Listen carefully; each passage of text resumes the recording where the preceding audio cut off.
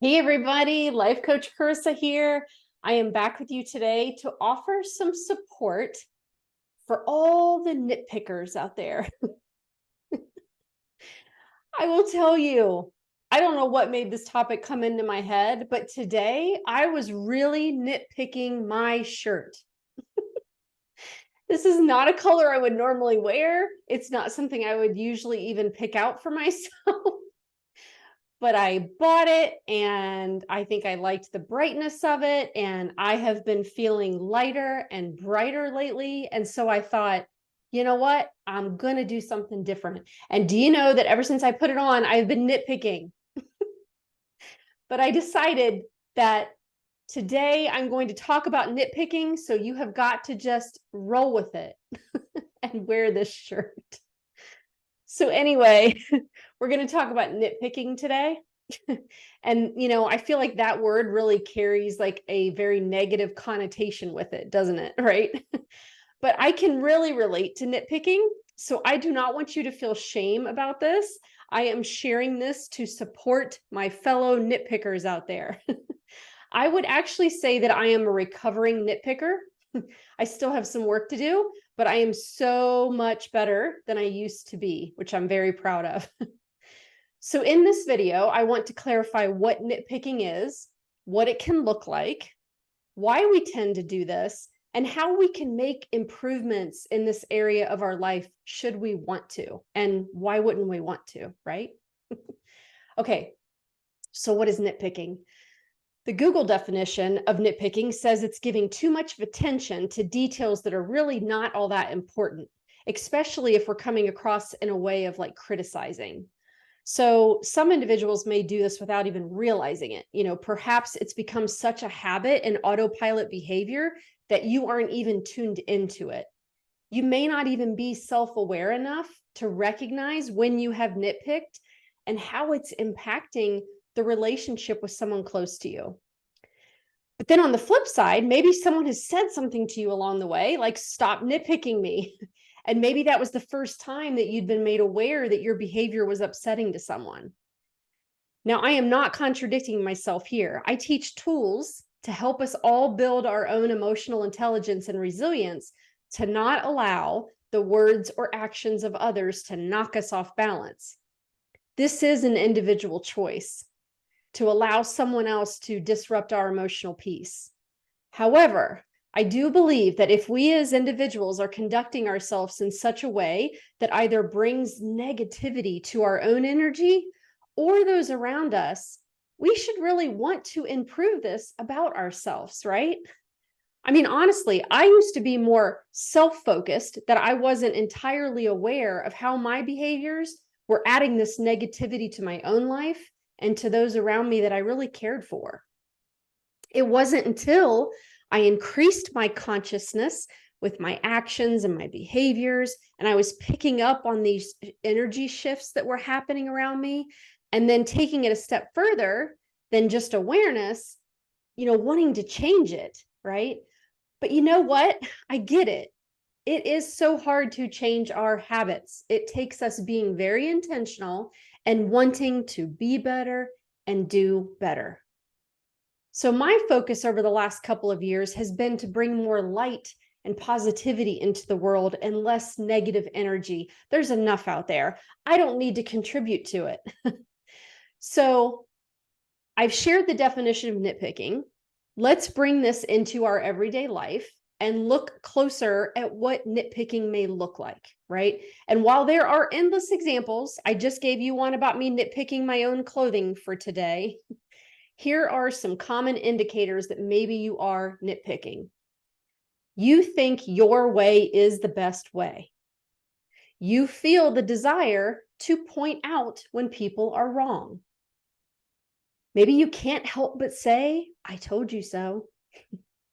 Maybe you complain a lot. That's a tendency for you. Maybe you criticize yourself. Maybe you can be extremely stubborn. Perhaps you criticize your spouse or your partner. Maybe you have high expectations of your children. You have a tendency to focus on the small details. And then maybe you struggle to delegate because of focusing on all those details. Maybe you're overly sensitive. Maybe you are a perfectionist.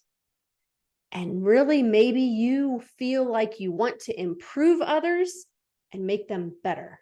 I know that was a big one for me. There's always a better way.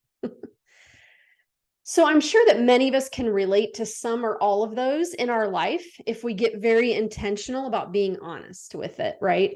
So remember, your primitive brain will not really want to look at this and feel the negative emotions that come up because it doesn't feel great when you acknowledge this sort of behavior in yourself, right?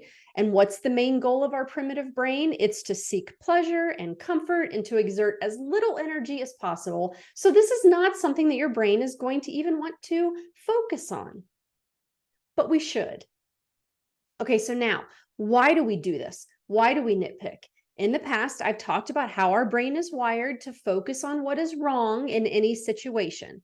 It's doing that to keep us safe, but we do not need that element in our everyday life, right? This means that we can take any circumstance we are in, and your brain is going to point out to you everything that doesn't seem right about it. Isn't it wonderful? This view of ours can come from experiences from our past, from stored emotions, from thought loops and belief systems. All of those contribute to the story that is happening in our minds when we are in a circumstance.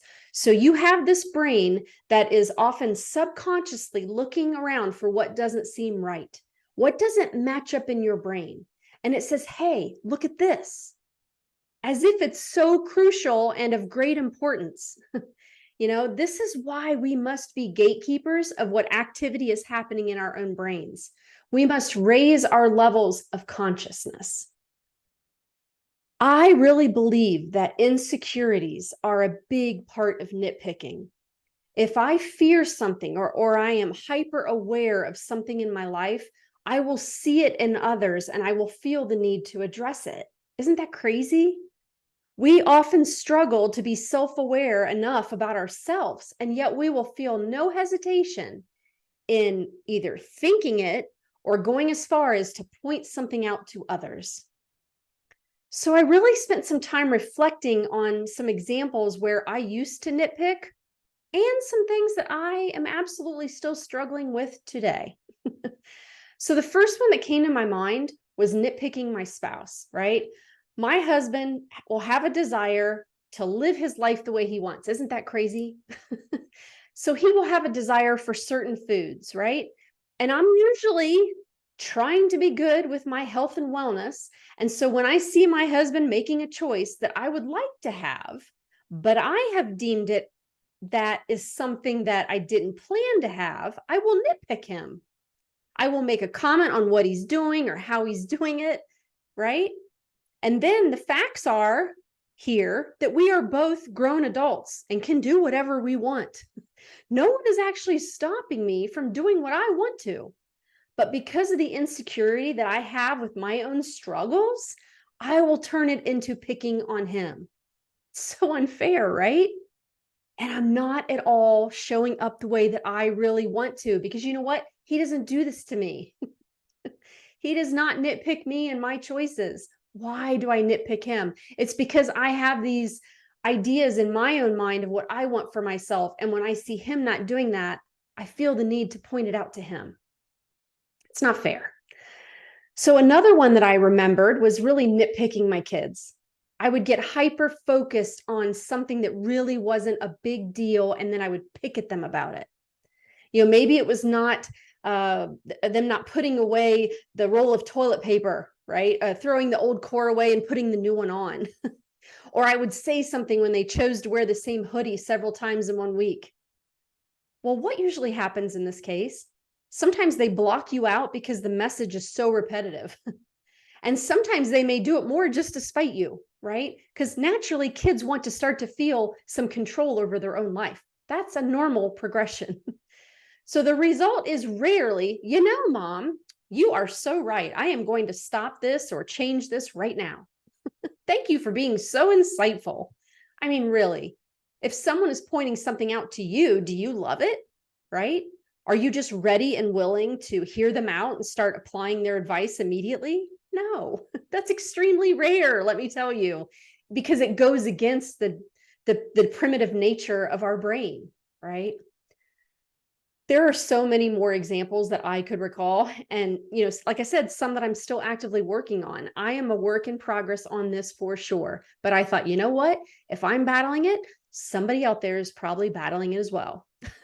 But the good news is, as I became aware that I was doing it, number one, and then knowing what caused it for me, I began to gain this control over it. I moved into a consciousness, and now I can decide what I really want.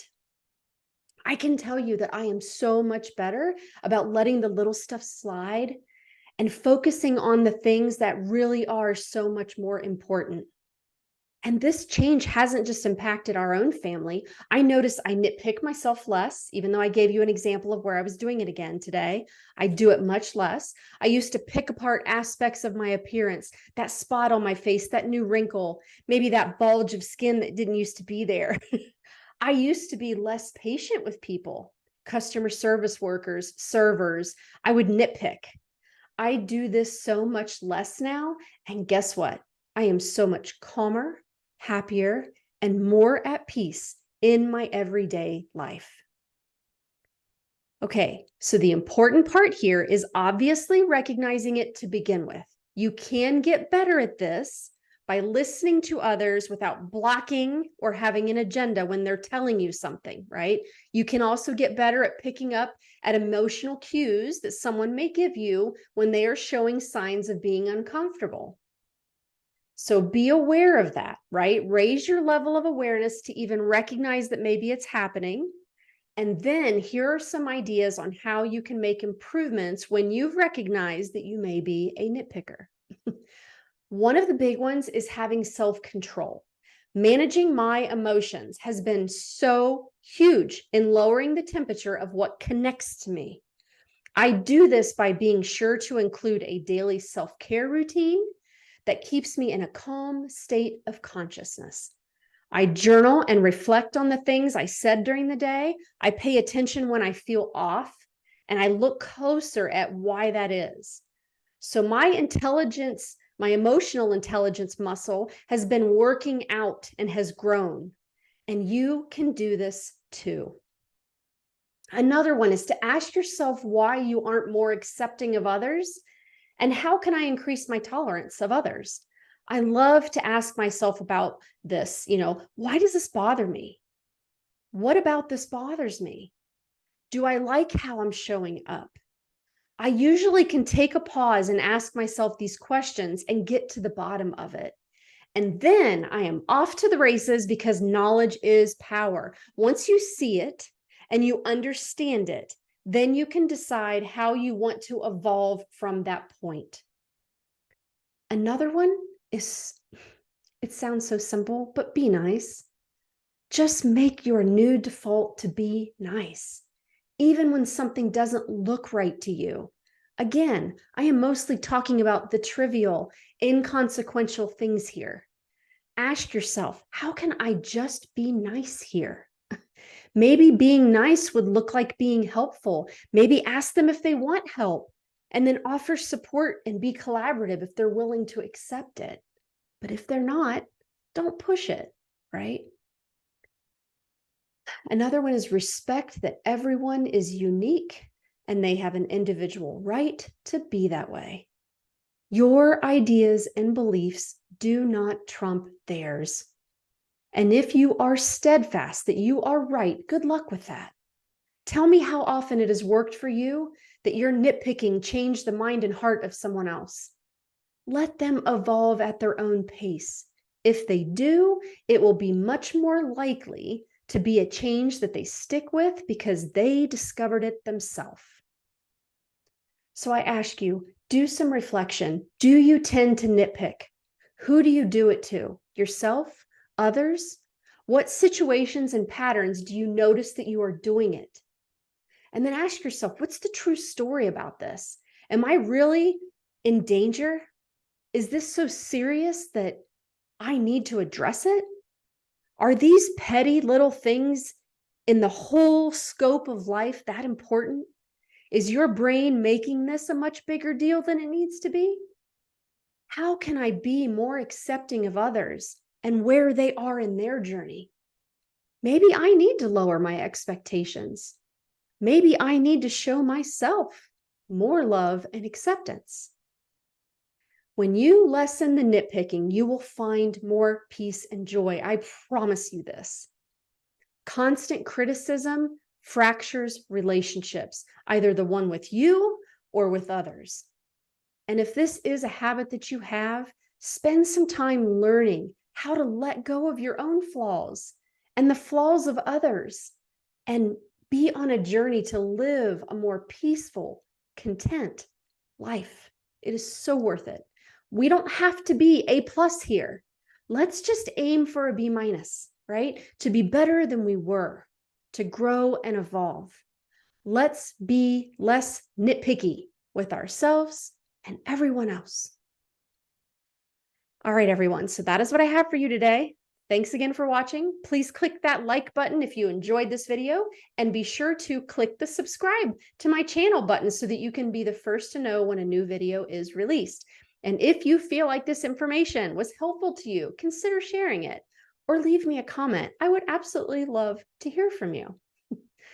Until next time, I am sending you the strength to look at your unhealthy behavior patterns with compassion and non-judgment so that you can move beyond them and enjoy your life more each and every day. All right, everyone, have a great day, and I will see you in a couple weeks.